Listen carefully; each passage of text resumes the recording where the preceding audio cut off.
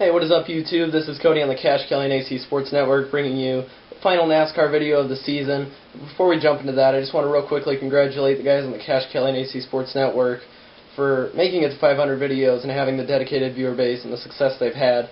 And thanks for letting me be a part of it. I really enjoyed it. So coming into this race at Homestead-Miami, always the last race of the season at Homestead, there were two guys that had a shot at this championship. Tony Stewart came in 3 points behind Carl Edwards, and at the beginning of the race, it wasn't looking good for him. He hit some debris or something, and it punched a hole in his radiator. And Edwards started on the pole. He was running up front for a while. He ended up leading the most laps in the race. And Edwards actually said, after the race, that he said to his wife before the race, quote, "If I can't win this thing, I'm going to be NASCAR's, if I can talk, if I can't win this thing, I'm going to be the best loser NASCAR's ever had."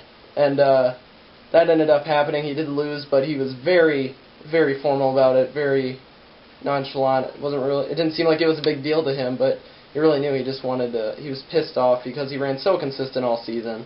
And when you get a guy like Tony Stewart that didn't run well in the regular season, barely squeaked into the chase, and went on a hot streak, as a points leader, that just pisses you off. But Carl Edwards didn't win a race in the postseason of NASCAR in this chase, and that ultimately cost him the championship. He finished really well in pretty much all the races, but he didn't get that win, and Tony Stewart won 5 races throughout the chase.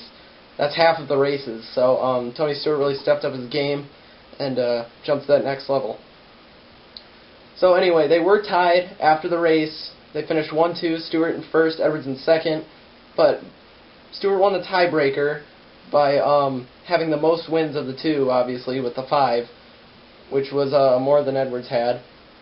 And as I said, Edwards handled the situation. Edwards is a really great guy. He's well-spoken, and he controls his temper really well, his emotions. He always thinks of his sponsors and his fans and the fans of the sport, and he doesn't always put himself first, as in past years we've seen. He's grown as a person. But for Tony Stewart, this was his 3rd championship. He won in 2002, 2005, and now in 2011 with those 5 wins in the last 10 races. And to start the race, though, many drivers had engine problems, so that was just kind of a thing in the back of your mind as this race went on. And are one of these guys going to blow an engine just unexpectedly? And also, the rain was really a factor, too, in this race. It brought the field back together multiple times.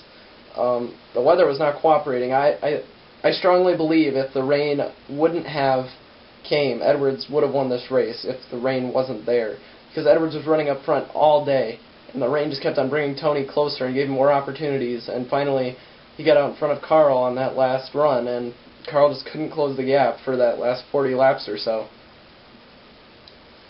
And another thing, also, Tony Stewart at one point, I'm just going to add one thing before I jump onto my last point. Tony Stewart at one point was in 40th position after fixing the hole in his grill from the debris he hit early.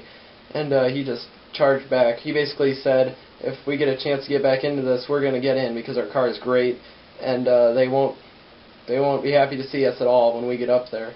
And he was right. He took it 4 wide at one point into turn 1. That scared some of the commentators for sure, and some of the fans of Tony Stewart. With this race, thing that often happens is the winner of the race or the champion gets it taken away from them, part of their success. I don't remember who won the championship, but I remember a few years back, Bill Elliott won in one of his, not final races, but one of his final seasons, and that was a good win for him, just with him getting up there in age. He's a legend of the sport.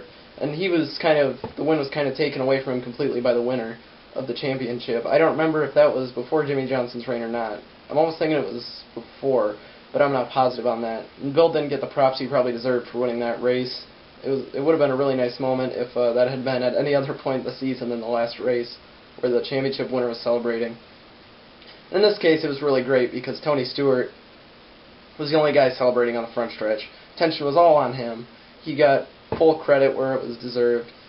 Well, not full credit, I guess. People always get full credit, but they got that, I guess, full I can't think of the word, but people really witnessed him and him only on that stage as a great race car driver and a true champion of both winning the race and throughout the season's championship. So with Tony Stewart getting in that and getting the win for the championship and the race, I put him on top of the standings, and that pretty much wraps up the season. We're going to see some new faces and new places next season with Michael Waltrip's team. They're swapping out some guys. Mark Martin's heading out. Clint Boyer's heading out of Childress. Rudiman's heading out of Waltrip. We're going to see a lot of changes here in the upcoming season, as we do every year, and we'll have to see what happens. I think M&M's was going to stick on with Kyle Busch after his incident in the Truck Series, but we'll have to see for next year if they change their minds. And the great thing about NASCAR is off-season's so short, and they go on for weeks. So hopefully I'll see you guys in February and get that Daytona 500 video for you.